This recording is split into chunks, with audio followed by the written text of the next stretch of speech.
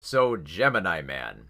A lot of people have been talking about Gemini Man as kind of like a as kind of like man, look at this technology. It's one of those films where you end up talking about more about like like the spectacle than anything. Because like look at this film. It's gonna have a higher frame rate on there. It's gonna have like such a smooth frame rate on there because it's gonna be so. I think it's gonna be in like the hundreds, and you're gonna have a CGI Will Smith, and he's gonna be made completely in animation, and he's gonna look like he's in his 20s. Oh, it's gonna look so great, isn't it? It's directed by Ang Lee, and Ang Lee loves to put in a lot of visual effects into stuff. So man, it feels like it's got all this stuff on top of it.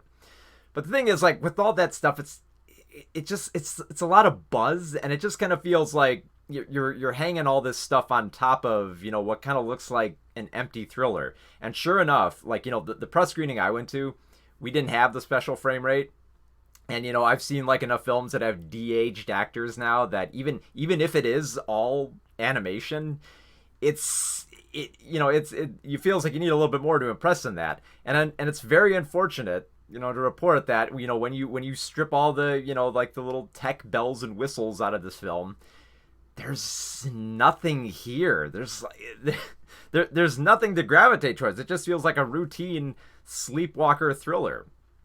Okay, so the story is that Will Smith plays, the older Will Smith in his 50s is Henry Brogan, who's the most expert assassin in the world. He can hit any target from any distance at any time. We see him in the opening, and he's actually taking out a target who's on a speeding train, and he nails it perfectly. He's a little bit rusty, but for him, a little bit rusty means he hits the neck instead of the head. For hitting on a speeding train, a lot of people, well, you're still pretty good. But of course, Will Smith is getting too old for this stuff, and he's got to retire. But of course, this is a thriller, and we all know what happens when you try to retire, especially if you're a contract killer. And it isn't long before Smith learns. Henry Brogan realizes the truth that the people he's been killing. He tries not to know too much about his targets because he doesn't want to feel anything. That whole bit. But then he realizes that okay, the people he's taking out are part of a secret project. What's a secret project for? And how does it involve Henry? Because eventually the government comes after Henry when they feel like the job is done. So why do they need to take out Henry? Well, eventually they figure out why. Because the whole project that he's been trying to cover up here has been developing clones of Henry. Now, why would they clone Henry, you might ask? Well, because, okay, it makes sense, like, simplistically, he's the most expert assassin, so they want to have more of him so that they can use him around the world. Except they want to make him more perfect. So they want they want to raise him with the sense that, that he doesn't have to showcase emotion, that he doesn't have to, feel the same pain that human beings feel. The perfect super soldier type deal. The thing is, here's the thing: once Henry actually meets his younger clone, who they just nicknamed Junior, it's interesting because Junior kind of represents this film in a nutshell. Like, for those who don't know the history of this film, Gemini Man has actually been in development hell for just about like 24, like somewhere in like it's over 20 years that this thing has been in development hell. And sure enough, Junior is around, the same age for about as long as this film has been trying to, for as long as this film has been in development now and trying to get made. And what does it all amounted to? Initially they wanted to pursue this project, but they didn't have, like the tech to make it work. But now we do have the tech, so we can de-age people and we can have this sort of like flawless display of, replicating an actor at a different age. But what does it all led up to? It's all led up to this, to Junior being an emotionless and plain type of character. Like, a lot of people will compliment it, like, wow, man, look at Will Smith on screen. He looks like he's 25 years old. He looks younger. He doesn't have the wrinkles. But what do they do with him? What do they do now that we've de-aged Will Smith here? He plays this very cold-hearted killer who spends most of the film just in this very set kind of like resting face and just kind of like this serious flat I feel nothing look expression on his face the whole time. And I get the feeling like it's kind of odd because there are certain scenes where it's just focusing on his face for like very, very long takes here where we're looking at it. And it's weird because you're kind of looking at it, you're kind of looking at all the details like, okay, this looks all right. But it looks like he's very stiff. Like he's not trying to show expression at all because maybe out of fear, because maybe if he does emote too much, it'll look too smooth or it won't look just right. And we'll be right back in the uncanny valley. And, they're terrified of that. And the thing is, like, it's interesting because, like, for a lot of the scenes where the younger and the older Will Smith are together on screen, and there are a lot of scenes where they do, like, embrace and hug each other and fight each other. There's a lot of those scenes. They actually look pretty damn good. It's only once we get to the action scenes that it really falls apart. Like, here's the thing. Junior is not just meant to be a replication of a younger Will Smith. He's, like I said, he's meant to essentially be, kind of like, the improved super soldier. So of course he'll be able to do fantastic stunts. He can do flips off rooftops. He can slide across the pavement. He can jump in and out of vehicles. He has a way with using a motorcycle for martial arts. And it's like, at that point, it's like, okay, if you were trying to get away from the uncanny valley, doing these very special effects heavy stunts, it's just not doing it. Especially since a lot of these scenes where the younger Will Smith is in action scenes, some of the times he's mostly covered in the face, or he's wearing a helmet or something like that. So it's like, well, what's the point then? Then it's just, you could have any actor in the role at that point. I don't know why you'd have to have an animation, But I mean, more to the point, like, it seems weird because they want to remove emotion from Junior, the younger Will Smith, when Henry, the older Will Smith in the film, doesn't really have much emotion. Like, he barely feels anything. Barely anything in this film is actually shown to you. Like, when we have to hear that, when we have to have communicated to us that Henry is a tortured soul, that, he has problems sleeping, he's haunted by the past, he feels like he's getting rusty in his work, he feels like killing has, like, kind of mutated him, where, he feels that, there's nothing left to him as a person. He has to literally tell us all of this without really showing it that much. And it's like, and once the film starts doing that, and it does this with pretty much every character, you get the sense of how generic this action film is. It's we uncover this plot. I come to terms with my clone. We jump to a bunch of locations around the world so that we can find the information that we need, and then eventually we'll team up with our clone, and then we'll take down the evil organization. But it's all delivered so bland and dryly that there are very few attempts at, like, humor in this film, and they really come off stale. Not even humor, like, just emotion in general. Like, we're supposed to feel sorrow in certain scenes, for feeling for the plight of Junior. We're supposed to feel anger about, being betrayed and having, your life denied to you. But we don't really get that because everyone has to literally say everything that they're feeling. And this goes double for the supporting cast as well.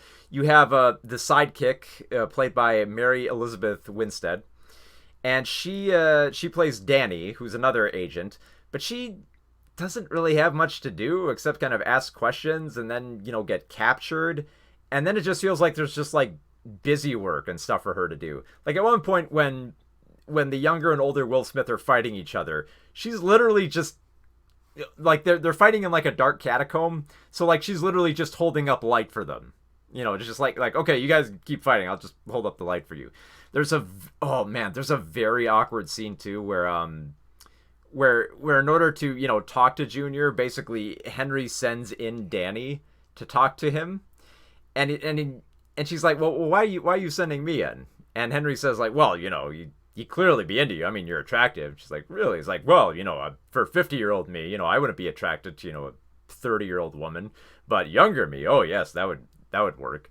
And there's this very awkward scene where Junior, in order to search Danny, basically has her stripped down to all her clothes, and there's not a whiff of sexual tension or anything in there. It's all just, like, blatant eye candy, but again, he's got that, like, blank face the whole time, so there's no emotion to anything. Like, she's not even embarrassed, he's not even, he might turn away once, but he's got no emotion on his face. Another supporting character we follow is Clive Owen, who's like the evil director of this secret project. And again, he's supposed to have some emotional stake in this, but it's weird. Like, it feels like Clive is spending a lot of time here just trying to cover up his accent than he is actually trying to emote, because all his dialogue is just so bland and is delivered like just like, straight like by the book, and especially for like scenes where he's supposed to be showing some urgency and some anger. It doesn't feel there. Everything in this film just feels flat. Just just super flat. I mean, yeah, you do have like some nice spectacles here. There are some fun action sequences. Even though some of them seem to take place in areas that don't really have a lot of people until we get later into the sequence. Like, there's when the first sequence when Henry faces off with Junior, it's like, I know it's during morning hours, but they run through a couple blocks of this small little town, and there's nobody in sight and nobody in the building, so that they can just run around and shoot each other for a while until, eventually we see some people, and so some cars can come by, they can get out of the way of people. But yeah, it's lacking so much. Even, okay, this film has Benedict Wong, and you would think, okay, Benedict Wong, come on, man, this guy has charisma. He's got to bring something to this film. And he kind of does, as kind of like this partner pilot to Henry. He's kind of fun, but only fun in the sense that he gets one-liners. It's like, no, you are only there to say funny one-liners, and that's it. You're not really gonna have chemistry with anybody, and you're not really gonna, go off script or anything. Like, it feels like he's locked into this very like simplified version of of a comical side character, which is really a shame. It feels like so much talent is in this film, and it's being wasted on just a very, very simplistic thriller. Not even like just a simplistic thriller, but also one that doesn't really build on anything. So that by the time we get to the third act, there's a twist surprise of another kind of like secret soldier who comes out of nowhere, but it's pretty much like I said, it comes out of nowhere and there's nothing alluding to it. So you're like, wait, who the hell is this? And why are we being introduced to them in the last act of this film? And it becomes obvious it's just another excuse for an action sequence. And yeah, like, it's just throwing stuff at the screen and not really building on anything. It's not really touching on any of its topics about coming to terms with yourself or the past, or a crisis of identity. All these interesting things that could be explored get overshadowed by just very boring expository dialogue and action sequences they're decently shot, but they do, like I said, they do showcase more of the uncanny valley, and they just kind of come off as routine. Like you can pretty much set your watch to when certain action scenes are going to happen. And sometimes, here's the thing, that there is kind of a little bit of a sleight of hand, because at one point they end up going to to like some Russian some Russian wealthy elite person's little estate and a little estate. And it feels like, okay, there should be a fight that should happen here. Because it seems like this guy is a smarmy person who's involved with some dark stuff. And since the government is already picking off people involved with the project, it seems like there might be another fight that could happen here. Like, oh, maybe like Junior will come in and they'll have to fight their way out of this establishment. That could be pretty cool. Doesn't happen. They just meet there, they talk about the project, and then they leave. It's like, this film needs, like, who put tranquilizers in this film? This film needs to wake up. This is an action film where you have a CGI Will Smith running around doing kung fu with a motorcycle on an older Will Smith, and it's boring. It is unceasingly boring, to the point that when we get to the end of the film and everything's, happy and cheery now, and I thought, like, oh, okay, I started pepping up, okay, the whole film has been a drag. Maybe I'll get a little bit of that funny Will Smith that I kind of saw in Aladdin. Maybe I'll see some more of that here. Nope. Even the moments that humor are just flat.